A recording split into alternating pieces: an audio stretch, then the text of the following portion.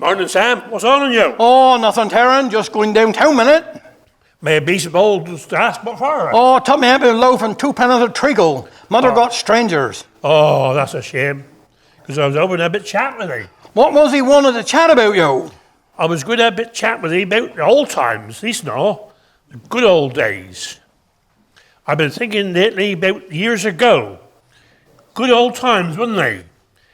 As you do know, we didn't have nothing, and at the same time we had everything. Oh, how'd he work that one out then? Haven't got nothing, but we got everything. You got one on me there for sure. Well, I'd look upon it like this here. We didn't have no money or toys to speak of, but we had full stomachs, contentment, and smiles on our faces. They was good times, sure enough. What did he have in mind particular like to talk about today, Eli? I've been thinking about Mother, and how she used to bake bread for us all. She would work up the dough with fresh yeast from up the grocer's shop. Then she'd steep the yeast in warm water to mix it into the strong flour, and she was always careful to keep the dough out of the draft. He wouldn't rise, see, if he hadn't in the draft. You know what that's all about, don't you? Don't tell me. Then she'd have put them up on the rack above the slab, covering over with a damp cloth for the yeast to work. My mother did exactly the same thing. And every whip and flip, she'd lift up the corner of the cloth to see if the yeast was working. You know what I mean by the yeast working, don't he? Of course I do, you daft abbot. If the yeast was bubbling through, he was working. This was a brave long job, mine, because when the dough was doubled in size, he'd be lifted down, pummeled a bit, then used, and they used to call that knocking it back. But I can think of another story about knocking it back, can't you? Well, Here to Columb. Put it back. And then he was put up on the rack again the second time to what they used to call plumb up, as they would say. That remind me of the old saying about somebody who been and done something they might regret a bit later on. What's that, Sam? See, if a party did something or said something and 'twas thought she might regret later on, they'd say she'll wish her cake was dough, that's for sure. 'Twas usually said with a nod of the head just to drive home the words, just like saying, you mark my words now.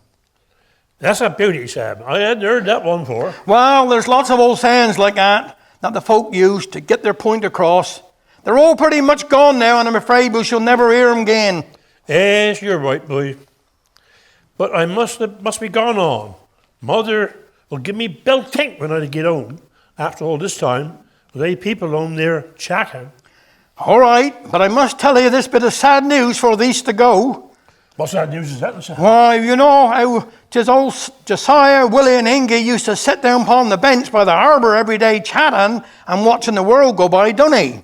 Yes, I do remember they sitting down there in all weathers, in their guernseys, and Britain caps, keeping out the sun and the rain out of their eyes. Yes, and the pipe smoke flowing. Well, Willie had been and died, and seems to me 'twas all of a sudden like, leaving just Josiah and Ingy to old court, as you might say.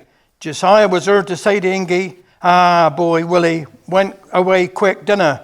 Yes, you're right, yo. See, it don't take long if you got the right thing wrong with he. Never a truer word spoken, Sam. Some of us to die all of a sudden, and others to live right up to the last minute. Yes. There is that. That is the way of looking at him too.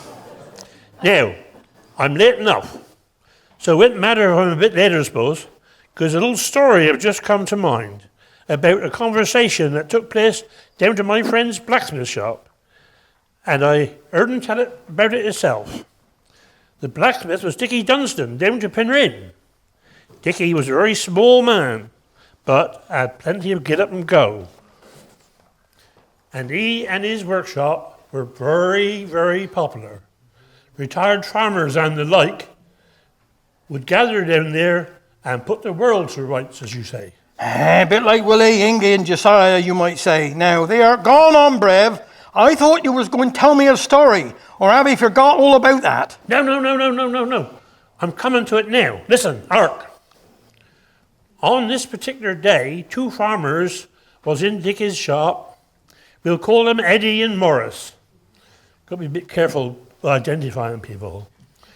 Eddie had a bit of trouble on with his mare and asked Morris what he gave his mare when she was down back long. Morris said, I gave her boiled linseed and turpentine. Thanks, said Eddie, I'll try that. And so he did. Wasn't long after when they met again. Eddie said, Here, Morris, what did you say you gave your mare that time when she was down back long? Morris, being a bit shirty like, said, Don't he ever listen to when somebody tell you something? I told he I gave her boiled linseed and turpentine. That's what I thought you said Eddie. Only I gave my mare that and she's dead. Morris replied, So is mine.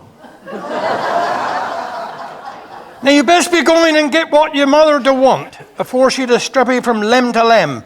I know we haven't talked about very much today, so we'll have to have a bit more yarn another time. So long, Joey boy. See you again, Bard.